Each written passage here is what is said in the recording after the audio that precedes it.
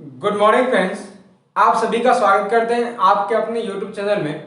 दोस्तों, मैं आज आपको बताऊंगा क्लास 10th का जो केमिस्ट्री का फर्स्ट चैप्टर है वह है रासायनिक अभिक्रिया एवं समीकरण। रासायनिक अभिक्रिया एवं समीकरण। दोस्तों, सबसे पहले इनको समझने के लिए हमें कुछ चीजों को है जो समझना बहुत ही आवश्यक है, जैसे कि आप पदार्थ और तत्व, यौगिक मिश्रण या पदार्थ में किस प्रकार के परिवर्तन होते हैं, इन सारी चीजों के बारे में हम सबसे पहले समझेंगे। ठीक है, तो हम सबसे पहले इन सारी चीजों के बारे में एक एक करके समझते हैं और पुनः फिर हम समझेंगे रासायनिक अभिक्रिया एवं समीकरण। दोस्तों, अगर हम बात करें तो हमारे पास ये एक मार्कर है, आप देख सकते हो ये एक मार्कर है। अगर हम मार्कर की बात करें तो मार्कर जो है इसे हम कह सकते हैं वस्तु या हम इसे कह सकते हैं पदार्थ। ठीक है, हमारे पास यहाँ एक पेन भी है जिसे हम कह सकते हैं पदार्थ। ठीक है, हमारे पास लाइट है, मोबाइल है, कैमरा है, स्टैंड है। हमारे रूम में बहुत सारे ऐसे वस्तुएं हैं जिन्हें हम देख सकते हैं, छू भी सकते हैं और अनुभव भी कर सकते हैं। अगर जाने अनजाने में जिनको हम देख पा रहे हैं, जिनको नहीं भी देख पा रहे हैं ना, वह सभी चीज हमारा क्या कहलाएगा? पदार्थ कहलाएगा। मतलब अगर हम कोई भी चीज, जैसे बोर्ड है, बोर्ड भी एक प्रकार के पदार्थ है ना। दीवार है तो हम उनको भी कह सकते हैं, यहाँ आप देख सकते हो है ना, यहाँ एक कांटे मतलब पिन किया गया है तो वह भी एक पदार्थ है। हमारे हाथ में घड़ी देखते हो, ये भी एक पदार्थ है। मतलब हमारे आसपास की जितने भी वस्तुएं हैं जिन्हें हम देख सकते हैं, छू सकते हैं, अनुभव कर सकते हैं, जो स्थान घेरता हो, वह सभी का सभी क्या कहलाएगा? पदार्थ कहलाएगा। याद रखिए, हमारे आसपास की जितने भी वस्तुएं हैं जिसको हम देख सकते हैं, छू सकते हैं, अनुभव कर सकते हैं, जिसमें द्रव्यमान होता है, जो स्थान छेदता हो, इसे सभी का सभी पदार्थ कहलाएंगे। आशा है आपको यह चीज क्लियर हो गया होगा, है ना।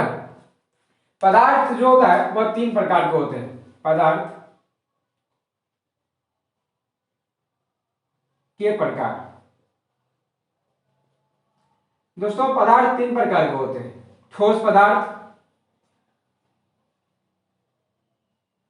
ठोस पदार्थ, और दूसरा होता है द्रव्य पदार्थ,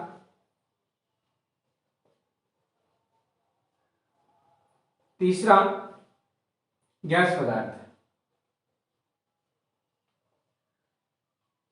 ठोस पदार्थ जिनको सॉलिड मैटर कहते हैं, द्रव पदार्थ लिक्विड मैटर, और गैस पदार्थ गैस मैटर, है ना। इस तरह से पदार्थ के मुख्य जो तीन प्रकार है, और भी दो प्रकार हैं, उनके बारे में हम आपको बात नहीं कर रहे हैं, बस फिलहाल तो हमें इनको ही समझना है। ठोस पदार्थ किसे कहते हैं? तो दोस्तों, हमारे आसपास की वह सभी पदार्थ, क्योंकि हम पदार्थ की परिभाषा आप समझ चुके हैं तो हम यहाँ पदार्थ की चर्चा कर सकते हैं। हमारे आसपास की वे सभी पदार्थ, हमारे आसपास की वह सभी पदार्थ जिसे हम देख सकते हैं, छू सकते हैं और अनुभव कर सकते हैं, जिसका आकार और आयतन दोनों निश्चित होता है, उसे कहते हैं हम ठोस पदार्थ। याद रखिए, आकार और आयतन दोनों निश्चित हो उसे कहलाएगा ठोस पदार्थ। अगर बात करें तो मार्कर, लकड़ी, लोहा, पत्थर इत्यादि, वह क्या कहलाएगा? ठोस पदार्थ कहलाएगा। बोर्ड की भी बात कर सकते हैं। द्रव की बात करें तो वे सभी पदार्थ जिन्हें हम देख सकते हैं, छू सकते हैं, जिसका आयतन तो निश्चित होता है लेकिन आकार अनिश्चित होता है। आयतन निश्चित परंतु आकार क्या होता है? अनिश्चित होता है। ऐसे पदार्थ कहलाएंगे द्रव पदार्थ, जैसे पानी, दूध, तेल इत्यादि।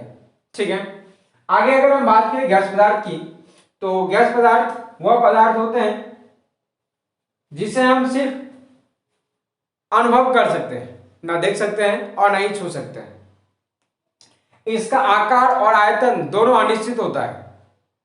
ऐसे पदार्थ को हम कहेंगे गैस पदार्थ। याद रखिए, जिसका आकार और आयतन दोनों निश्चित होता है उसे ठोस पदार्थ, जिसका आकार अनिश्चित परंतु आयतन निश्चित होता है उसे द्रव पदार्थ, जिनका आयतन और आकार दोनों अनिश्चित हो उसे हम कहते हैं गैस पदार्थ।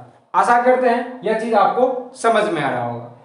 इसकी बात करें तो जैसे ऑक्सीजन कह सकते हैं, वायु कहेंगे ज्यादा बेटर रहेगा, वायु में सब आ जाता है, तो फिलहाल तो हम वायु कह सकते हैं, है ना। तो आशा है यह चीज समझ में आना है तत्व किसे कहते हैं। तत्व जो एक ही प्रकार के परमाणुओं से मिलकर के बना हो या बना होता है उसे हम तत्व कहते हैं।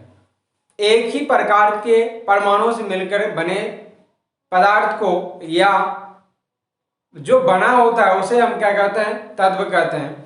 जैसे लोहा, सोना, पराग, ब्रोमीन, ऑक्सीजन, नाइट्रोजन इत्यादि, ये सारे के सारे क्या हो जाएंगे, तत्व हो जाएंगे। फिर से सुनिएगा, तत्व जो एक ही प्रकार के परमाणुओं से मिलकर के बना हो उसे हम कहेंगे तत्व।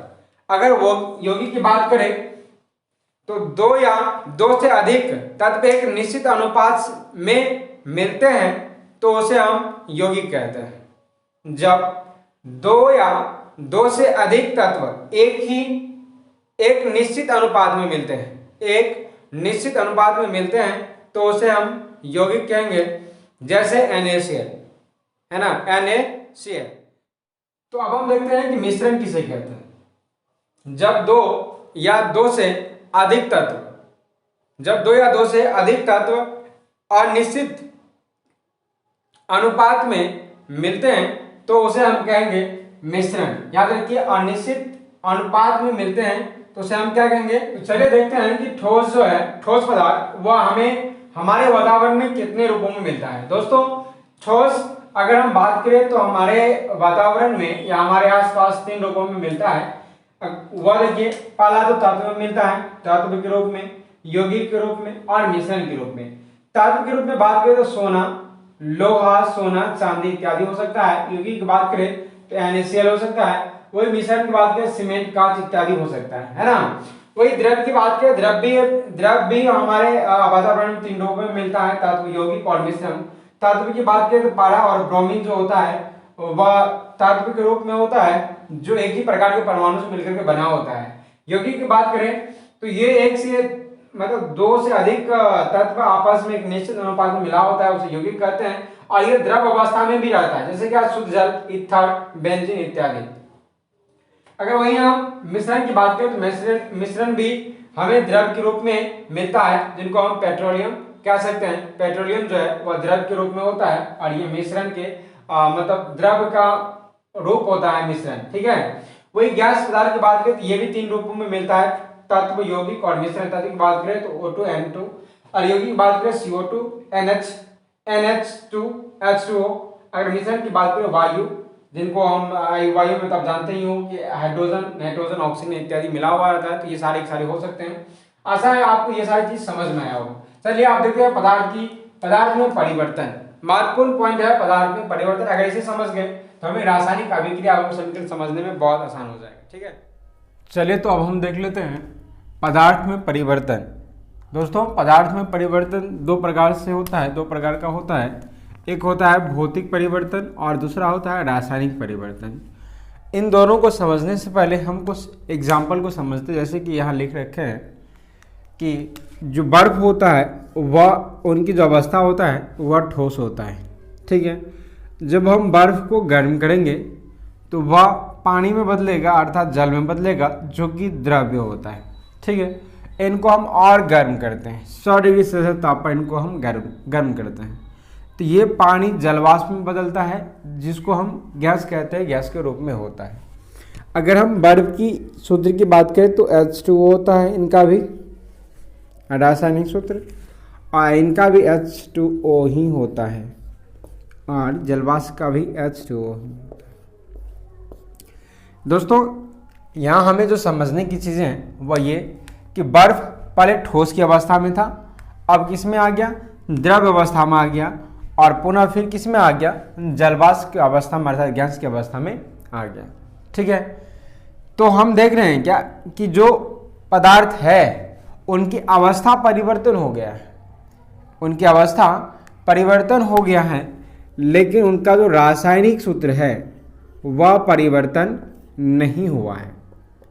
उसका रासायनिक सूत्र बिल्कुल परिवर्तन नहीं हुआ है, क्योंकि सबका रासायनिक सूत्र H2O ही है। तो इस प्रकार के परिवर्तन को हम कहते हैं भौतिक परिवर्तन। याद रखिए, जब कोई पदार्थ अपने अवस्था में, सिर्फ अपने अवस्था में परिवर्तन करता है, रासायनिक गुण, रासायनिक सूत्र रासायनिक संरचना में कोई परिवर्तन नहीं करता है तो उसे हम कहते हैं भौतिक परिवर्तन। एग्जाम्पल सबसे बड़ा हम इनको कह सकते हैं। बाकी आप ऐसे भी याद रख सकते हैं जो पूरा उस अवस्था में लाया जा सके। जैसे क्या, जलवाष्प को ठंडा करें, है ना, ये तीर का ये चिन्ह देख रहे हैं, जलवाष्प को अगर पुनः ठंडा करेंगे तो ये इस द्रव की अवस्था में आ जाएगा, और इसको और ठंडा करें तो ये बर्फ यानी ठोस की अवस्था में आ जाएगा। मतलब क्या कि जो अवस्था बदला था उन अवस्था में उन चीज़ों को पुनः लाया जा सकता है ना, उन्हें क्या किया जा सकता है, लाया जा सकता है। तो इनकी परिभाषा भी बहुत तरीका से हम लिख सकते हैं। बाकी आप जो स्क्रीन पे है आपको दिखाई दे रहा है उन्हीं को लिखिए, वह ज़्यादा बेटर है ना। तो हम इनको ऐसे भी बोल सकते हैं, फिर से हम एक बार बोल लेते हैं। जब कोई पदार्थ अपने अवस्था में परिवर्तन करता है, रासायनिक गुण, रासायनिक सूत्र, रासायनिक संरचना में कोई परिवर्तन नहीं करता है और वह पुनः उस अवस्था में लाया जा सकता है, तो इस प्रकार के परिवर्तन को कहते हैं भौतिक परिवर्तन। क्या कहते हैं? भौतिक परिवर्तन। दूसरा ध्यान दीजिए, रासायनिक परिवर्तन। वह परिवर्तन जो पदार्थ के अवस्था के साथ साथ रासायनिक गुण, रासायनिक सूत्र, रासायनिक संरचना सभी में परिवर्तन होता है और पुनः उस अवस्था में उसे नहीं लाया जा सकता है, ऐसे परिवर्तन को कहते हैं हम रासायनिक परिवर्तन। आशा है यह चीज़ आपको क्लियरली समझ में आ गया होगा। दोस्तों, अगर हम रासायनिक परिवर्तन की एग्जाम्पल देखें तो हम भोजन का पचना कह सकते हैं, क्योंकि भोजन एक बार जब पच जाता है तो हम पुनः भोजन को उस अवस्था में नहीं ला सकते, और ये महत्वपूर्ण एग्जाम्पल है। बाकी आप बहुत सारे एग्जाम्पल को आप लिख सकते हो, दे सकते हो, ठीक है। लोहे में जंग लगना भी रासायनिक परिवर्तन है, दूध से दही बनना भी रासायनिक परिवर्तन ही है। बाकी एटीसी बहुत सारे हैं, आप आसानी से इनको पढ़ सकते हो, ठीक है। आशा है आपको यह समझ में आया होगा। तो आज के लिए बस इस वीडियो को यहीं तक। अगले वीडियो में हम मिलते हैं रासायनिक अभिक्रिया के साथ, ठीक है। तब तक के लिए आप सबको बहुत बहुत धन्यवाद। जय हिंद, जय भारत।